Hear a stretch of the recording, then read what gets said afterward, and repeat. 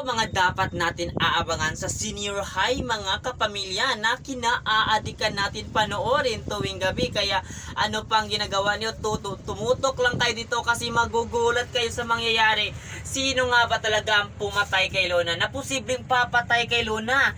Itong si Harry? Itong si Archie na talagang may pagnanasa dito kay Luna, o itong si Obet na talagang sinusundan niya itong si Luna ayon kay Sky. Kaya yan ang aabangan natin kasi alam naman natin si Sky hindi siya titigil hanggat hindi mabigyang hustisya pagkamatay ng kanyang kapatid at hindi talaga niya malaman ang mga katotohanan, ay hindi siya titigil. Ganun niya kamakal ang kanyang kapatid kasi nga buhay ng kanyang kapatid ang nawala ng dahil sa abusado na ito. Pero ngayon ay pinaimbestiga talaga niya kung sino nga ba talaga ang mastermind at punot dulo sa pagkamatay nga ito ng kapatid niya na si Luna. Kaya iyan ang aabangan natin dito mga kapamilya. Lahat naman talaga tayo tumutok dito kasi hindi natin talaga alam kung sino nga ba talaga ang pwede at posibleng papatay dito kay Luna. Kaya aabangan natin yan mga kapamilya. Kung malaman talaga ito ni Sky na kung sino ang papatay dito at pumatay dito kay Luna, baka gagawa na talaga siya ng paraan para mabulok sa bilangguan ang kriminal na ito. Kasi yun talaga ang promise niya dito kay Luna,